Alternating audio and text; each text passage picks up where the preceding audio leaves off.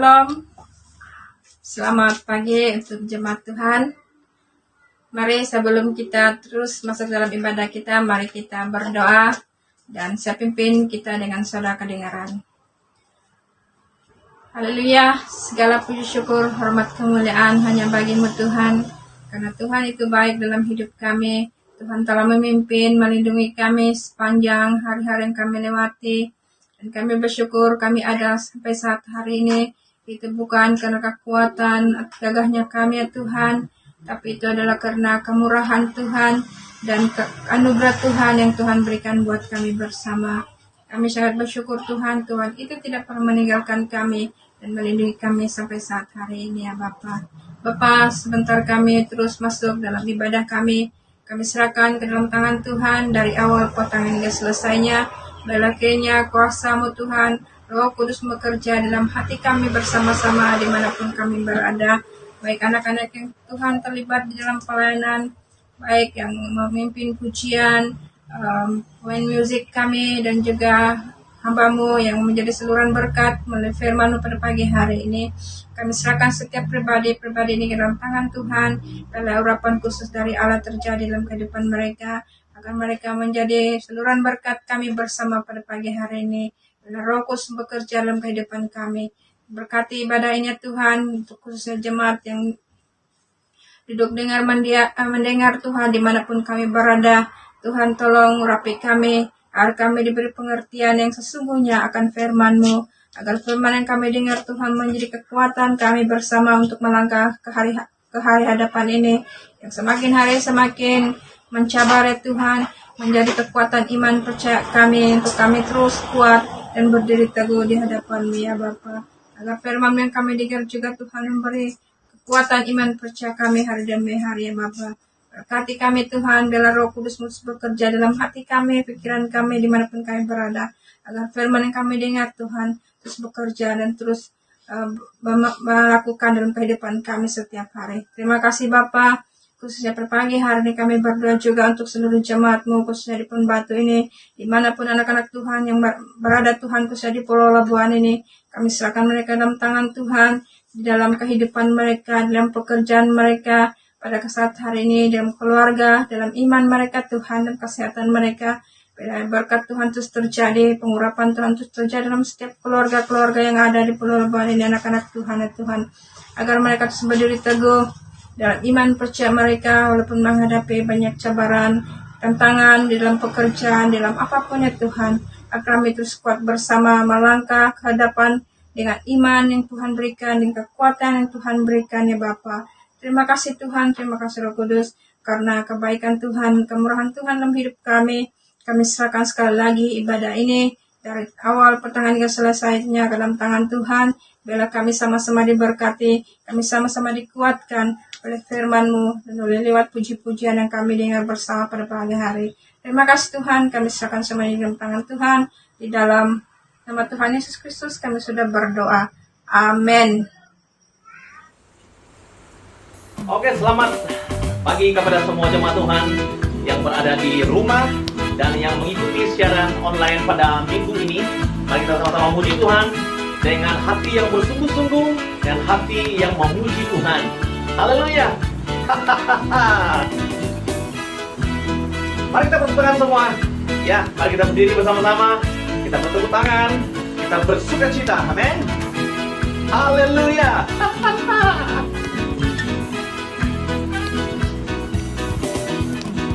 Segala puji syukur hanya bagi-Mu Tuhan, sebab Kau yang layak dipuja. Kami mau bersorak, Haleluya. tinggikan nama-Mu. Katakan sama-sama. Haleluya, Haleluya. Ayo sama berdiri sama-sama. segala puji syukur hanya bagi-Mu Tuhan, sebab Kau yang layak dipuja, Disembah. kami mau bersorak, tinggikan nama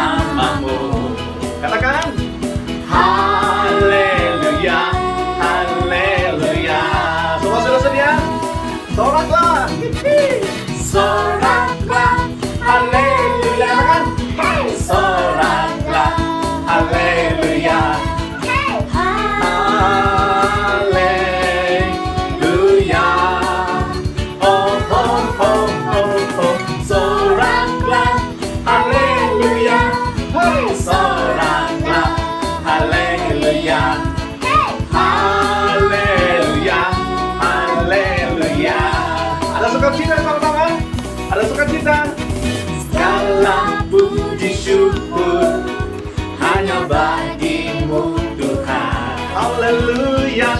Sebab Kau yang layak dipuja, Disembah. kami mau bersorak, tinggikan namamu. Haleluya, haleluya. Ready, sama-sama. Soraklah, haleluya.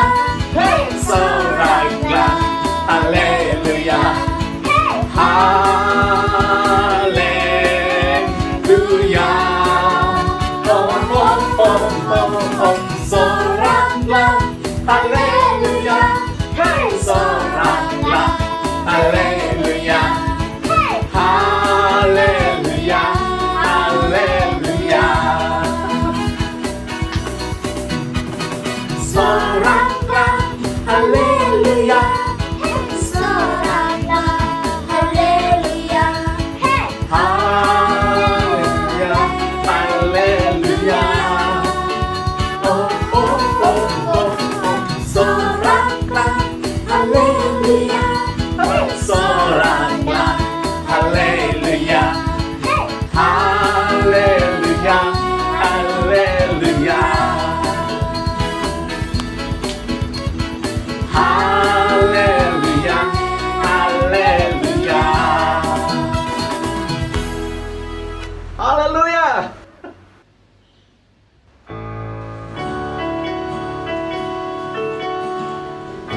Mari kita menyembah Tuhan dengan hati yang sungguh-sungguh kepada Dia. Buka hatimu, pikiranmu terarah kepada Allah yang berkuasa.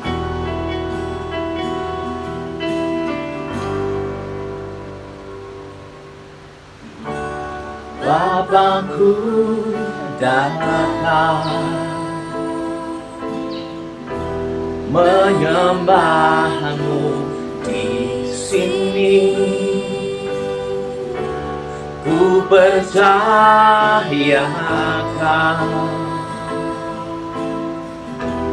ada bagiku. Oh,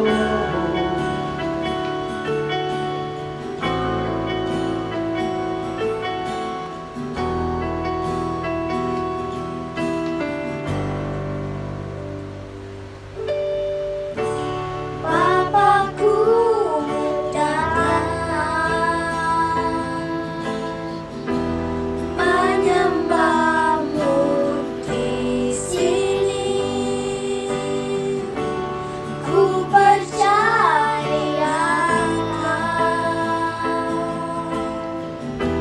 ada bagiku.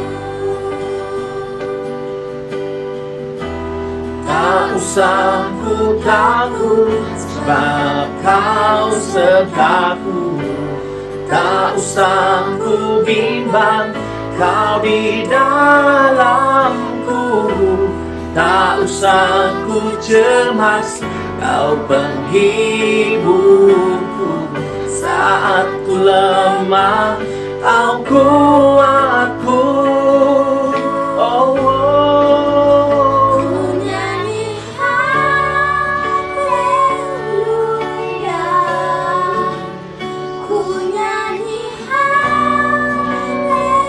haleluya. Sungguh Kau hebat Kau hebat. dan perkasa kekuatanmu.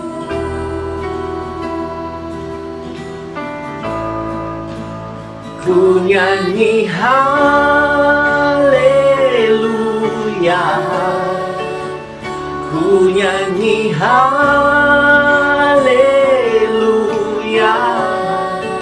Sungguh Kau hebat, ajaib perkasa perbuatanmu. Oh, oh. Di hidupku. Oh, haleluya.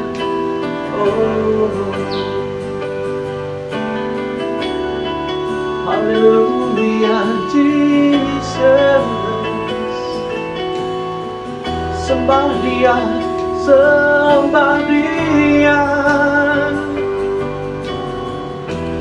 Tak usah ku takut, sebab Kau sertaku. Tak usah ku bimbang, Kau di dalamku.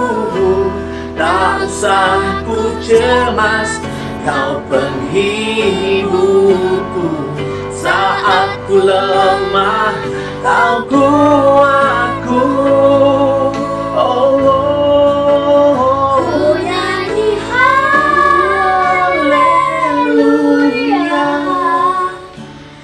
Ku nyanyi haleluya. Sungguh Kau hebat, ajaib perkasa perbuatanmu. Sama-sama kita naikkan. Ku nyanyi haleluya. Ku nyanyi haleluya. Sungguh Kau hebat, ajaib perkasa perbuatanmu. Oh, oh, oh. Ku nyanyi haleluya.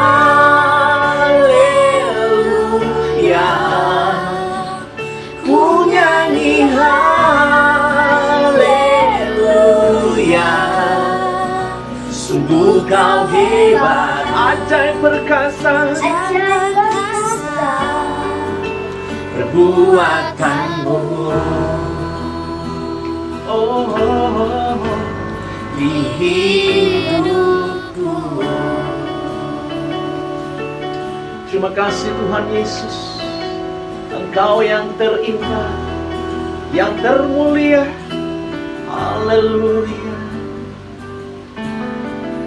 Terima kasih Tuhan Yesus atas anugerah, atas lawatan yang sungguh luar biasa ya Tuhan. Haleluya Tuhan Yesus. Haleluya Tuhan Yesus.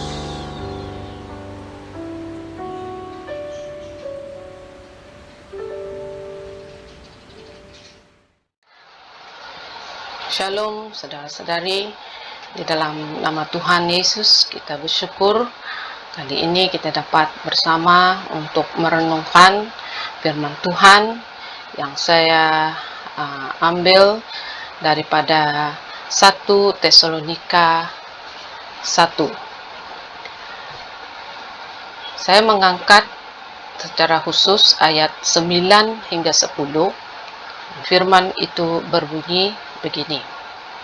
Oke, sekali lagi 1 Tesalonika 1 ayat 9 hingga 10. Sebab mereka sendiri bercerita tentang kami, bagaimana kamu sambut dan bagaimana kamu berbalik dari berhala-berhala kepada Allah untuk melayani Allah yang hidup dan yang benar. Ayat 10. Dan untuk menantikan kedatangan anaknya dari surga yang telah dibangkitkannya dari antara orang mati, yaitu Yesus yang menyelamatkan kita dari murka yang akan datang. Ada 3 perkara yang boleh kita pelajari dari jemaat di Tesalonika daripada ayat yang sebentar tadi sudah kita baca bersama-sama. Nah, dengan tajuk tetap bertekun, kita akan melihat 3 perkara daripada petikan tadi. Sebagai latar belakang ya, sepakat jemaat di Tesalonika. Jemaat di Tesalonika adalah salah satu tempat ataupun jemaat yang diinjili oleh Paulus dan sahabat-sahabatnya. Kalau kita membaca dari permulaan ayat itu ada disebut Paulus, Silwanus, dan Timotius. Daripada ayat yang pertama, salam yang diberikan oleh Paulus kepada jemaat di Tesalonika. Berbalik kembali dan pelayanan Paulus membawa Injil khusus kepada orang-orang di Tesalonika ini. Dapat kita lihat di sana dalam pembacaan yang lebih lanjut, yaitu dalam Kisah Para Rasul ayat 17. Secara khusus latar belakang jemaat di Tesalonika itu, bagaimana keadaan Paulus ketika ia berada di sana. Disebut mengenai bahwa selama 3 sabat ataupun 3 kali pertemuan, Paulus menginjil, memberitakan mengenai Yesus kepada jemaat ataupun kepada orang-orang di Tesalonika. Dan latar belakang orang-orang di Tesalonika itu ada campur. Ada yang berbangsa Yahudi. Sebab dikatakan disebut bahwa Paulus mengunjungi bait. Jadi ada bait atau tempat sembahyang, tempat perkumpulan orang-orang Yahudi yang menetap di Tesalonika. Dan di dalam bait, di dalam pertemuan orang-orang Yahudi itu juga ada juga orang-orang non-Yahudi, yang tahu bahwa Allah yang disembah oleh orang Yahudi pada waktu itu adalah Allah yang benar, dan mereka dikenali sebagai orang-orang yang takut akan Tuhan. Ini adalah non-Yahudi yang takut akan Tuhan. Dan antara orang yang mendengar perkabaran Injil yang disampaikan oleh Paulus juga adalah wanita-wanita yang boleh kita katakan yang wanita elit, istri-istri kepada pegawai-pegawai ataupun orang-orang besar atau orang mungkin dia kaya ternama lah, yang ada di Tesalonika. Dan mereka ini adalah antara golongan ataupun orang-orang yang mendengar pemberitaan firman ataupun pemberitaan Injil yang disampaikan oleh Paulus. Dan Paulus memang dalam pelayanan dia memang menghadapi banyak tekanan, banyak penolakan, dan hanya dalam waktu yang singkat, dikatakan 3 pertemuan dia bersama dengan orang di Tesalonika, dia harus keluar dari Tesalonika. Dan jemaat yang tinggal terpaksa mandiri. Tetapi ada satu yang sangat istimewa, yang boleh kita pelajari, dan itu daripada petikan.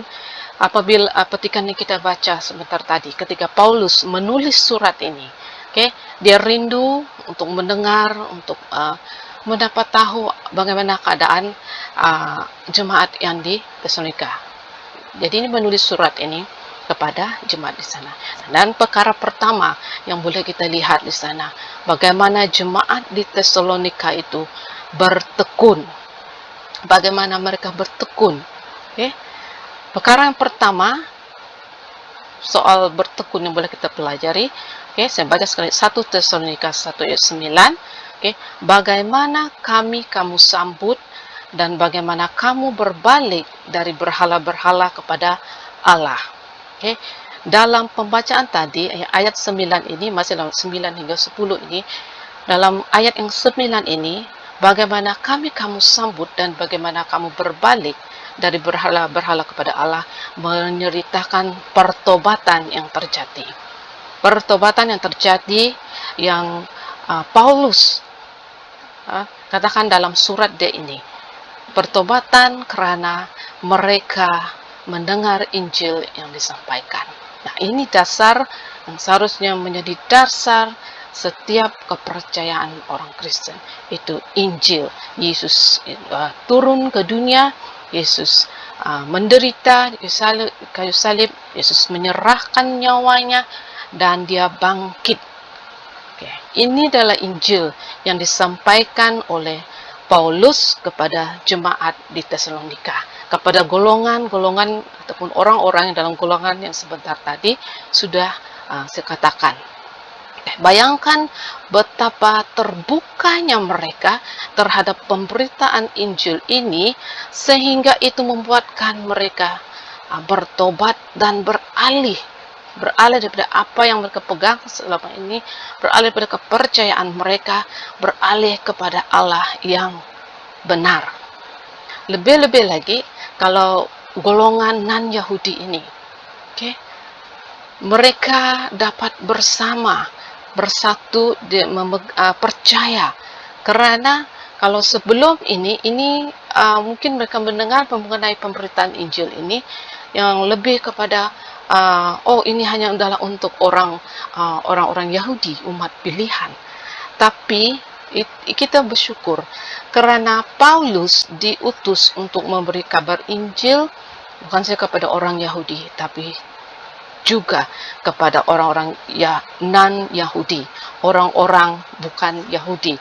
Dan sekarang ini juga Injil itu masih juga berbicara kepada kita, meskipun kita bukan orang Israel, tetapi karena Injil kita beroleh ataupun turut menikmati perjanjian ini, ataupun turut dapat menerima anugerah lewat Injil itu Yesus itu sendiri.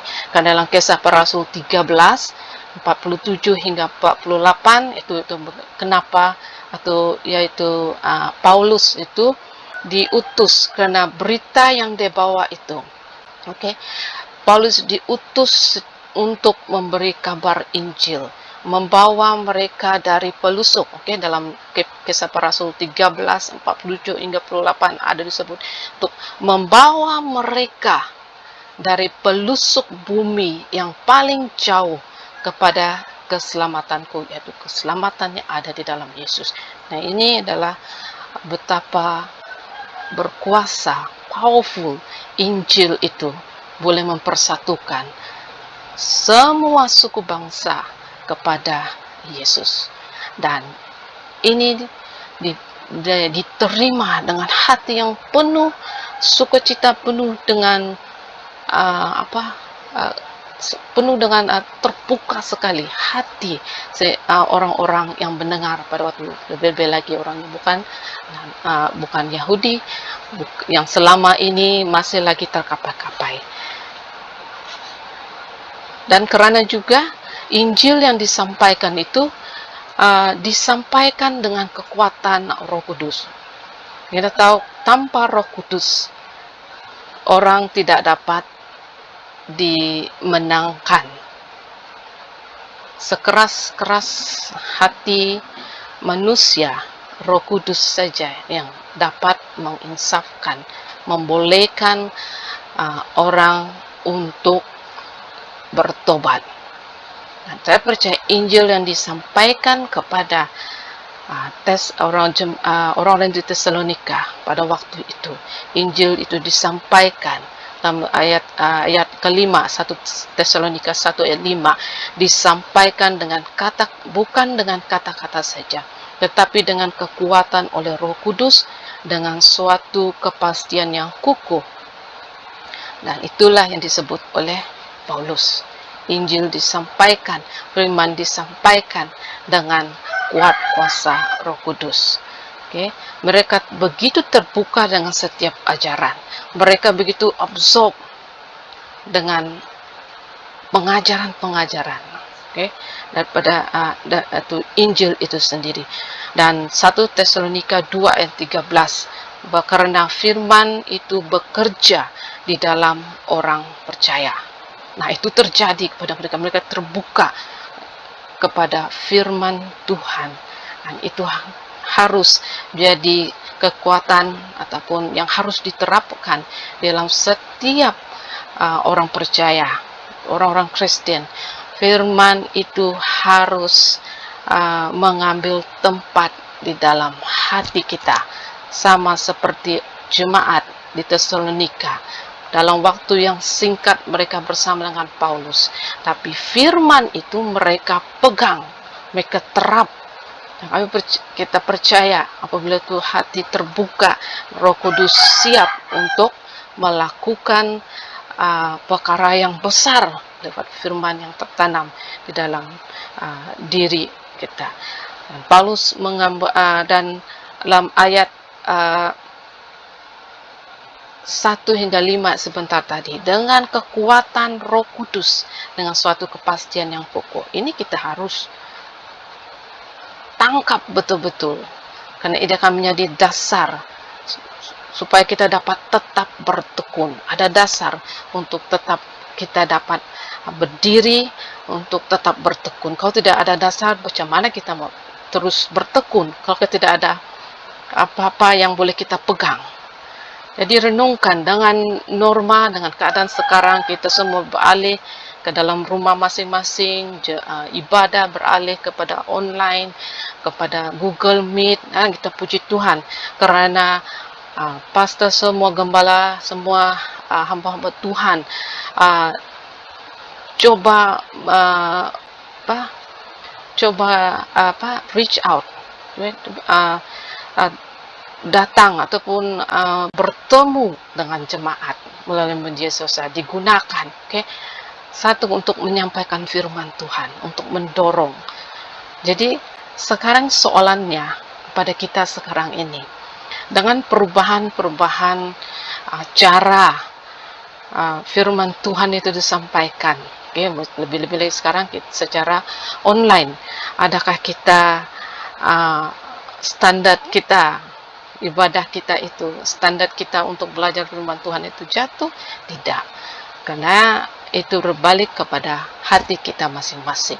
Adakah kita seperti jemaat di Tesalonika itu, terbuka terus, percaya bahwa firman Tuhan itu bekerja seiring dengan kekuatan Roh Kudus. Dan kita percaya itu selama mana perkongsian firman Tuhan diberi, ditabur, dan kita terbuka kita kepada Roh Kudus yang bekerja, kita pastinya akan beroleh kekuatan lewat daripada firman Tuhan itu.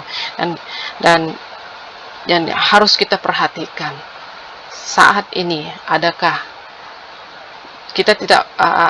standar hati kita untuk Tuhan? Masihkah itu masih pada tahap yang dimana kita begitu lapar dan haus, atau karena kita sudah ada suam-suam Allah kita secara online, gitu-gitu saja, on saja?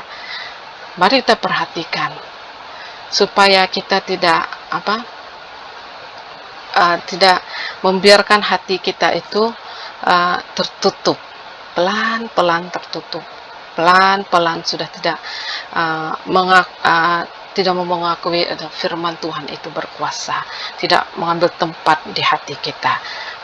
Kita boleh punya 1000 macam alasan untuk tidak datang kepada Tuhan, lebih-lebih dalam online. Kita punya 1000 macam alasan untuk tidak berdoa, untuk tidak merenungkan firman-Nya. Saya satu orang saja, begitu. Kita boleh, tapi apabila soal keperluan, kita boleh minta banyak. Kita boleh minta banyak, sudah terbalik. Udahlah kita belajar pada jemaat di Tesalonika itu. Mereka sangat-sangat merindukan firman Tuhan, dan mereka pegang itu di dalam hati mereka, sehingga itu mengubah, sehingga mereka dapat bertekun. Tuhan lebih suka mengubah hati kita ataupun hatimu. Kalau keadaan kita itu berubah, hati kita belum tentu berubah. Kita boleh menikmati berbagai berkat sekalipun, tapi kalau hati kita itu masih lagi terombang-ambing, masih lagi belum kita tetapkan untuk Tuhan. Kalau hati kita berubah, keadaan pasti berubah. Cara pandang kita melihat di sekeliling kita pasti berubah. Jemaat di Tesalonika sama seperti Paulus juga. Perginya Paulus, mereka tetap menghadapi penderitaan, mereka menghadapi tekanan dari orang-orang di sekeliling yang tidak setuju ataupun tidak suka dengan kepercayaan tentang Injil yang mereka terima itu. Jadi, saudara-saudari di dalam Tuhan, perhatikan ini dengan merenungkan firman Tuhan. Bukan menjadikan kita lebih hebat.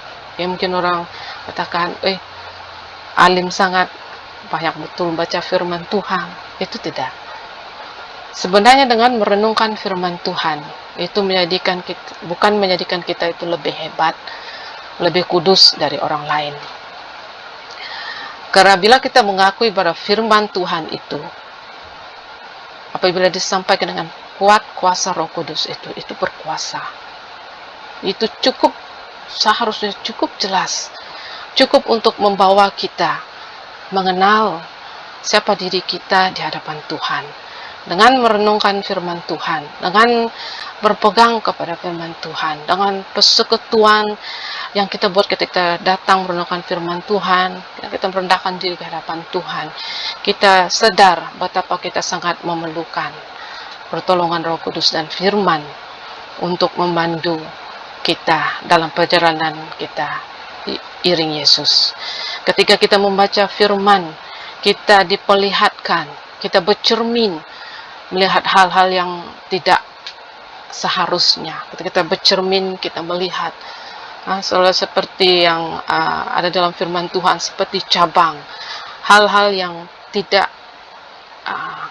harus ada pada tubuh, pada diri kita, hal-hal yang tidak baik, hal-hal yang harus dipotong, dicantas dari hidup kita. Okay, kita semua mengakui kuat kuasa firman Tuhan oleh Roh Kudus itu bila menegur kita. Okay, ini hal yang harus dibuang, harus kamu ubah. Okay, seperti cabang kering, cabang yang tidak menghasilkan buah, itu harus dicantas dari kita. Yesaya 6, ketika Yesaya melihat kemuliaan Allah dalam satu penglihatan, dia melihat itu dan dia katakan, celakalah aku seorang yang najis bibir, tinggal di bangsa yang najis. Okay? Sehinggalah serafin menyentuh bibirnya dengan bara dari atas mezbah dalam penglihatan itu, dan Yesaya siap diutus menjadi penyambung lidah. Ketika dia diperlihatkan itu, Yesaya memang sudah seorang nabi, tapi ketika dia melihat itu, dia diinsafkan, dia melihat keberadaan diri dia apabila diperlihat dengan penglihatan itu, dan dikatakan, oh aku yang najis bibir. Begitulah kita ketika kita merenungkan firman Tuhan, kita terbuka kepada firman Tuhan, oh kita akan melihat, oh ini Tuhan yang harus diubah di dalam diri saya, ini rupanya yang harus dilepaskan, oh ini hal yang harus saya ampuni, Tuhan, ini ada orang yang harus saya ampuni, ini hal-hal yang tabiat buruk yang harus saya tinggalkan. Nah, demikianlah itu bercermin pada firman Tuhan. Dan perkara pertama itu seperti itu, mereka menyambut firman Tuhan itu, dan itu membuatkan mereka berbalik. Sekarang juga firman Tuhan masih berbicara, Roh Kudus masih berbicara, dan Roh Kudus seiring dengan firman Tuhan itu senantiasa membawa kita kepada satu tahap di mana kita harus berubah, respon kepada firman Tuhan itu. Perkara yang kedua mengenai hal untuk tetap bertekun, 1 Tesalonika 1 ayat 9, dalam ayat yang sama juga saya mengangkat, untuk melayani Allah yang hidup dan yang benar. Untuk melayani Allah yang hidup dan yang benar. Nah, ketika mereka sudah menerima itu, terbuka hati mereka pada firman Tuhan itu merubah hidup mereka sehingga ada pertobatan dan mereka siap untuk melayani. Nah, lebih dalam di sini apabila Paulus menulis melayani Allah yang hidup dan yang benar, ini akan mempengaruhi cara kita, bagaimana kita melayani Allah. Bukan suka-suka kita, wah kita buat pelayanan ini, kita buat itu, buat ini. Tapi yang terpenting yang harus diingat di sini disebut melayani Allah yang hidup dan yang benar. Dan ini akan memacu menjadi penggerak untuk tetap bertekun itu. Karena siapa yang kamu layani itu akan mempengaruhi ketekunan, sejauh mana ketekunan kita dalam mengikut dia. Okay. Nah, melayani menyembah Allah yang hidup dan benar, itu ketekunan. Okay. Kita harus pertama-tama menghargai peluang ataupun anugerah yang diberikan kepada kita. Ibrani 10:19 hingga 23 menerangkan bagaimana kita ini telah diberikan keberanian untuk dapat masuk ke dalam tempat kudus. Oke, boleh dibaca dalam Ibrani 10:19 hingga 23. Di mana diberikan satu gambaran apa yang dimaksudkan Allah yang hidup dan yang benar. Oke, saya bacakan bahwa jadi saudara-saudara, oleh darah Yesus kita sekarang penuh keberanian dapat masuk ke dalam tempat kudus, karena Ia telah membuka jalan yang baru dan yang hidup bagi kita melalui tabir, yaitu dirinya sendiri. Itu harga yang telah dibayar supaya kita ini yang mendengar Injil itu dapat menerimanya, dan kita diberikan satu peluang, dalam Ibrani ini, dan karena Ia telah membuka jalan yang baru dan yang hidup bagi kita melalui tabir, yaitu dirinya sendiri. Dan kita mempunyai seorang imam besar sebagai kepala rumah Allah. Karena itu marilah kita menghadap Allah dengan hati yang tulus, ikhlas, dan dengan keyakinan iman yang teguh. Oleh kerana hati kita telah dibersihkan dari hati nurani yang jahat dan tubuh kita telah dibasuh dengan air yang murni. Marilah kita teguh berpegang pada pengakuan tentang pengharapan kita, sebab Ia yang menjanjikannya setia. Dalam Tuhan, saudara, dalam Tuhan ini sangat bermakna. Dalam konteks perjanjian lama, hanya imam terpilih setahun sekali boleh masuk ke dalam bait suci.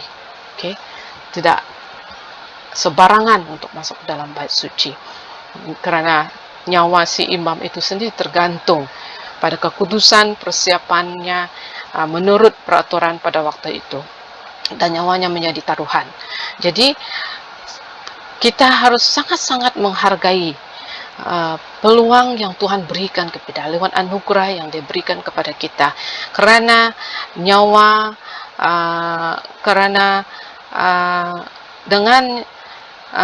dengan nyawa kita yang sudah ditebus dengan darah Yesus itu sendiri, kita dapat datang kepada Tuhan, kita dapat melayani, kita dapat menyembah Dia, kita dapat gunakan tubuh, jiwa, dan roh kita sebagai alat untuk melayani Allah yang hidup dan yang benar.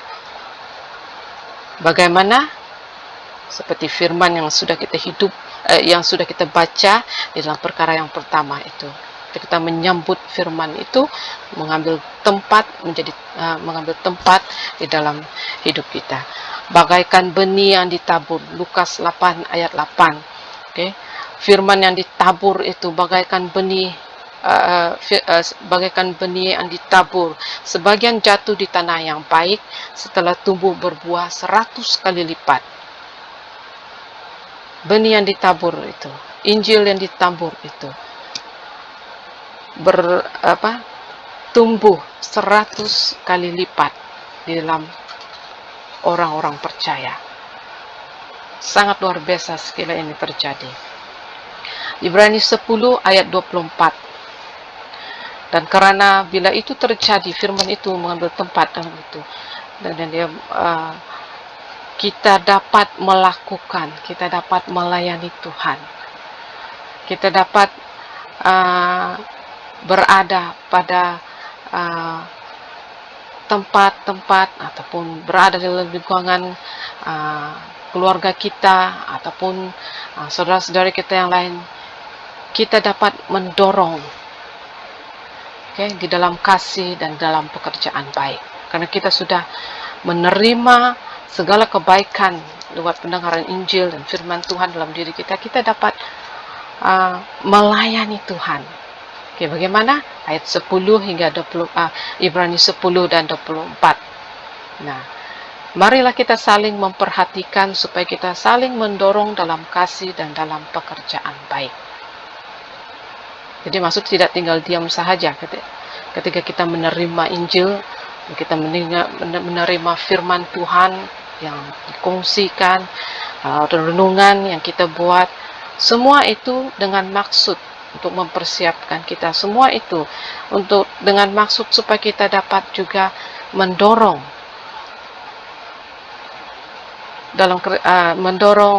di antara satu sama lain, di dalam kasih dan di dalam pekerjaan baik.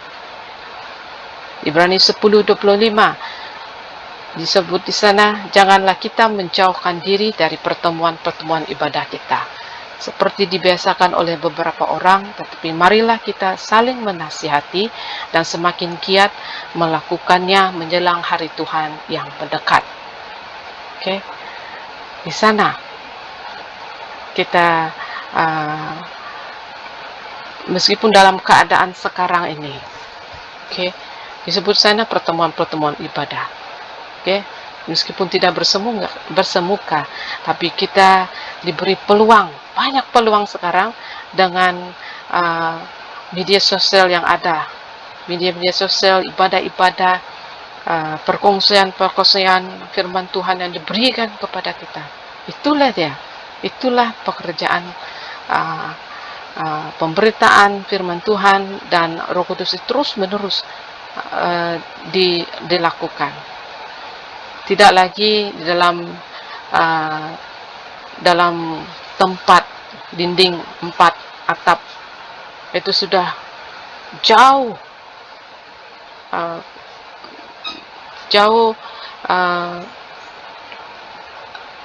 dia punya capaian, jangkauan itu sudah semakin meluas.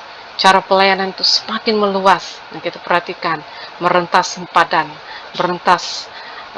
merentas golongan-golongan yang selama ini tidak dapat dicapai karena hal-hal tertentu. Tapi pemberitaan firman terus menerus disampaikan, karena orang-orang percaya tahu Allah yang hidup dan yang benar, yang seperti 1 Tesalonika 1 ayat 9 itu, melayani Allah yang hidup yang benar itu dengan ketekunan firman Tuhan yang sudah tertanam dalam diri. Itu yang luar biasa sedang terjadi, jangkauan yang sangat-sangat meluas sekarang ini. Jadi kita boleh melakukannya ini, kita teruskan pelayanan secara ini terus menjangkau, dan kita lakukan semua itu dengan penuh amanah dan setia, karena kita tahu Allah yang kita layani itu adalah Allah yang hidup dan yang benar. Jadi kita berhati-hati, meskipun kita sudah ditebus oleh darah Yesus itu. Tidak bermaksud kita sembrono, tidak bermaksud tidak ada sudah itu yang dialami oleh imam-imam di perjanjian lama itu. Suka hati. Janganlah kita sembrono. Ingat bahwa Allah kita itu Allah yang hidup dan yang benar. Dan segala hormat, segala yang kita lakukan dengan penuh hormat, penuh amanah, penuh setia untuk Tuhan, untuk Dia yang sudah melakukan segala-galanya bagi kita. Jadi biarlah kita lakukan dengan penuh amanah dan setia seperti perumpamaan dalam tentang talenta, Matius 25:14 hingga 30, mengenai hal kerajaan surga, yang seorang yang bepergian dan yang mempercayakan hartanya kepada hamba-hambanya. Ada yang 1 talenta dan ada 10 talenta. Ini soal amanah dan kesetiaan. Dalam ketekunan iman itu harus ada amanah dan kesetiaan, karena kita tahu siapa yang kita layani. Nah, 1 Tesalonika 7 hingga ayat 1:7 hingga ayat 1 Tesalonika 7, ada menerangkan mengenai jemaat di Tesalonika begitu bertumbuh menjadi kesaksian buat wilayah Makedonia dan Akhaya. Dan Paulus ada menulis mengenai ini. Maka kami juga, ketika menulis, Oke, saudara-saudara, dalam segala kesusahan dan kesukaran kami menjadi terhibur oleh kamu dan oleh imanmu. Oke, dalam ketekunan mereka untuk melayani Allah yang hidup dan yang benar itu menjadi satu kesaksian yang sangat berdampak, bukan saja kepada community mereka. Saya percaya itu juga bagi kita. Apabila kita terus tetap bertekun, kita terus melakukan bahagian kita yang dipercayakan oleh Tuhan. Oke, terus menasihati, terus melakukan kebaikan, giat melakukan semuanya, lebih-lebih lagi dalam keadaan kita sekarang ini, terus menjadi terang dan garam di tengah-tengah community kita berada sekarang ini. Wah, itu menjadi satu dorongan. Kita tidak tahu, mungkin orang lain sudah ada yang terkesan, terimpak oleh setiap yang kita lakukan. Kita tahu kita lakukannya untuk Tuhan, bukan untuk minta puji, untuk mau show off. Tetapi bila kita lakukan dengan penuh amanah, hormat untuk kemuliaan nama Tuhan, orang lain juga terdorong, orang lain juga terimpact untuk melakukan hal yang sama. Oke, dan itu terjadi buat secara personal buat Paulus ketika dia sangat down dalam pelayanannya karena dia mengalami banyak cabaran dalam pelayanannya, dan ketika dia mendengar kabar daripada jemaat di Tesalonika, begitu mereka itu tetap teguh berdampak di dalam iman mereka di Tesalonika. Paulus sendiri diberkati, didorong. Nah, itu dikatakan, sekarang kami hidup kembali.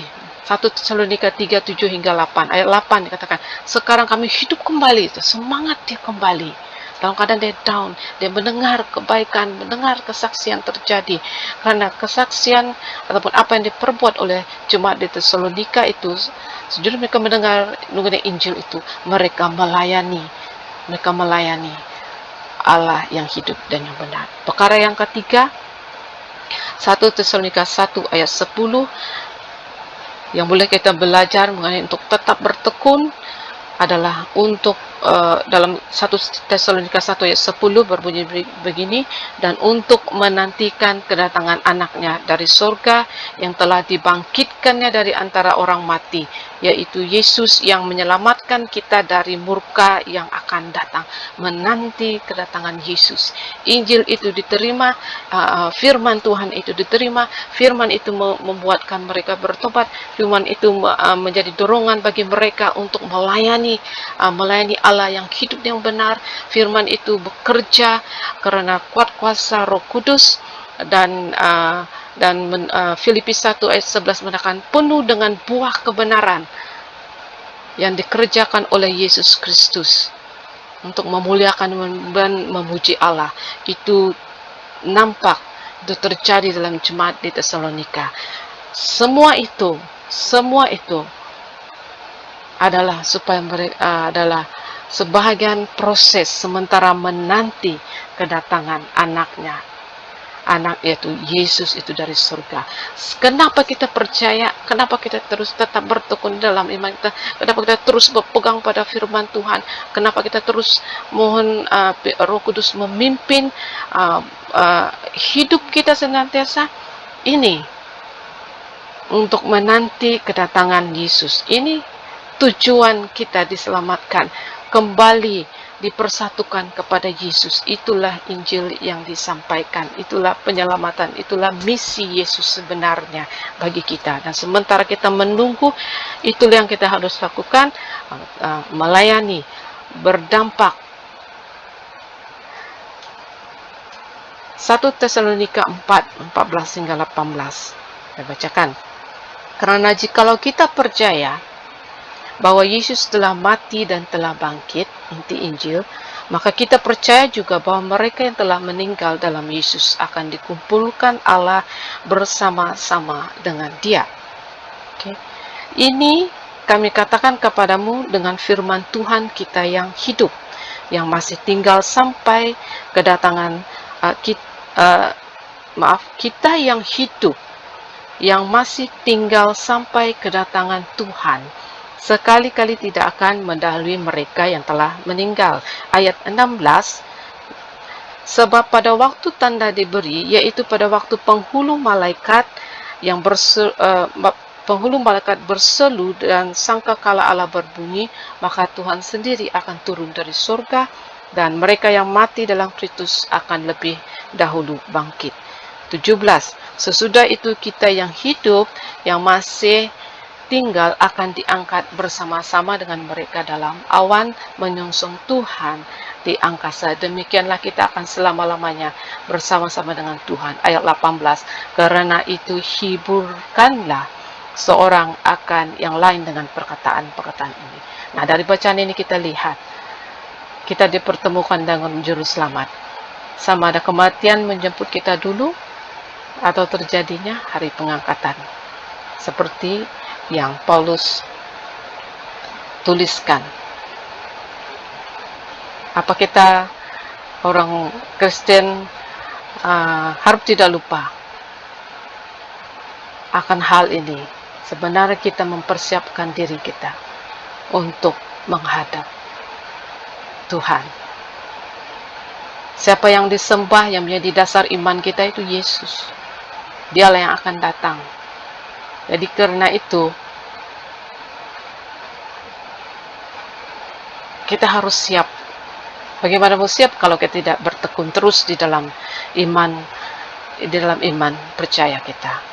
Ingat hal ini, kita harus berjaga-jaga di dalam Tuhan.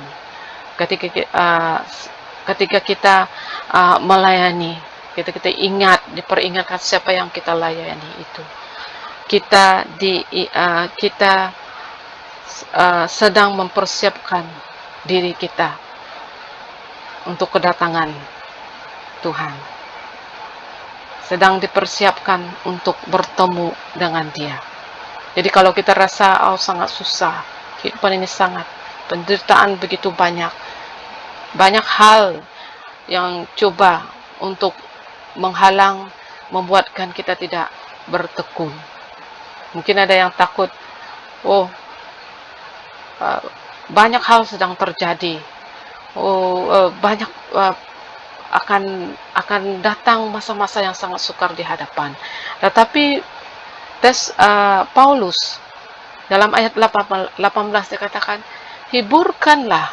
Dia tidak katakan paniklah kamu, habislah kamu, tapi dia katakan hiburkanlah seorang dengan yang lain dengan perkataan ini tentang siapa yang kita nantikan, tentang pengharapan kita, yaitu Yesus itu. 1 Korintus 9 ayat 24. Tidak tahukah kamu bahwa dalam gelanggang pertandingan semua peserta turut berlari, tapi hanya satu orang saja yang mendapat hadiah. Karena itu larilah begitu rupa sehingga kamu memperolehnya. Jadi dalam konteks ini bukan untuk kita bersaing antara satu sama lain, tetapi cara larian itu sudah bersungguh-sungguh ke penamat. Bila kita tahu siapa yang kita sedang rindukan itu, siapa yang kita rindu untuk bertemu itu, yang kita dengar, Injil yang kita terima, yang kita percaya, yang kita imani, kita tetap bertekun karena ada goal, ada tujuannya. Bayangkan seorang atlet tidak akan dalam pertandingan tidak akan sembrono.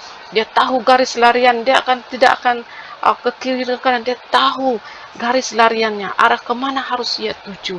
Jadi bayangkan pelari di peringkat antarabangsa sekalipun kalau dia sudah lari dari sasaran asal, alangkah ruginya. Kesilapan yang membuatkan dia tidak sampai pada tujuan dia. Jadi hari ini akan banyak cabaran atau halangan untuk coba membuat kita lupa, membuat kita lalai dalam menantikan Tuhan. Cobaan untuk menyasar kita dari sasaran asal iman kita. Baik itu dengan hal-hal yang menyesakan dan memasongkan. Sebab itu penting harus kita berbalik pada firman Tuhan, terbuka kepada firman Tuhan. Jangan dulu dengar hal-hal yang segala sesuatu di sekeliling kita. tetap terus berbalik pada firman Tuhan seperti jemaat di Tesalonika lakukan. Itu yang ada pada mereka, itu yang mereka dengar pada ajaran Paulus, itu yang membina diri mereka untuk terus dapat melayani Allah yang benar. Dan itu juga yang membuatkan mereka terus tetap bertekun dan mereka menanti akan kedatangan. Ya mungkin kita tanya, sampai sekarang jemaat di Tesalonika sudah mati, tapi kita tahu dari pembacaan firman itu, yang mati juga beroleh kebangkitan. Kalau dia sudah duluan pergi, tapi satu hari nanti ketika itu seperti kita baca apabila bunyi sangkakala, mereka yang mati di dalam Kristus itu akan dibangkitkan dan disusuli oleh orang-orang yang hidup yang ada di dunia. Jadi hiburkanlah dengan kata-kata ini, kata Paulus, hiburkanlah, bersabar, kita harus tetap bertekun walau apapun cabaran angin yang coba memadai hidup kita. Bila firman Tuhan itu, Yesus sendiri memberikan perumpamaan mengenai orang bijak membina rumah di atas dasar yang teguh, yaitu batu, berbanding seorang yang membina dasar dari pasir. Biarlah ini waktu kita membina dasar-dasar iman kita lewat firman Tuhan, lewat tindakan kita, mengimani firman yang kita terima itu menjadi dasar, seperti dasar yang bina kuat di dalam Tuhan. Kita tahu itu bukan dengan kekuatan kita sendiri, tetapi dengan kuat kuasa Roh Kudus yang terus setia menuntun dan membentuk hidup kita. Biarlah Roh Kudus itu menyemangati kita, memberi semangat kepada kita untuk terus setia menanti. Biarlah juga generasi kita yang muda ini juga diberitahu iman orang Kristen itu bagaimana, apa yang kita nanti, bukan saja berbuat baik, tapi lebih dari itu yang kita nantikan adalah Yesus Kristus, janjinya untuk datang kembali, untuk membawa kita bersama dengan demikian maka kita akan dapat terus bertekun di dalam iman kita, sementara menanti digenapi segala firman-firman Tuhan yang sudah dinyatakan di dalam setiap kali kita merenungkan firman Tuhan di dalam Alkitab yang kita miliki. Itu segala firman yang diberi kepada kita, itulah yang akan kita mulai melihat janji-janji pengenapan. Ya. Baik, untuk menyimpulkan semuanya itu, biarlah ketekunan itu didorong atas dasar firman Tuhan, pimpinan Roh Kudus, sehingga kita mampu bertindak sementara menanti kedatangan Tuhan yang kedua kalinya. Haleluya. Mari kita berdoa. Bapa kami di surga, kami bersyukur buat firman-Mu. Kami mohon Roh Kudus-Mu Tuhan terus menolong kami, menuntun kami untuk lebih lagi ya Tuhan Bapa, dalam hal bertekun di dalam iman percaya kami kepadamu ya Tuhan. Tolong kami, yalah Tuhan, Kau terus berbicara, Roh Kudus terus berbicara pada setiap hati kami, terus memberi penghiburan bagian dalam kelemahan saat ini, terus memberi semangat, memberi kekuatan dan dorongan bagi setiap yang mulai sekarang ini merasakan mulai merasa lemah di hadapan, mulai ada rasa keraguan. Ya Tuhan, Kau teguhkan ya Tuhan Bapa oleh Roh Kudus-Mu. Oh, terima kasih Tuhan, terima kasih. Ini doa kami naikkan hanya di dalam nama Yesus Kristus, Tuhan dan Juru Selamat kami. Amin. Tuhan memberkati.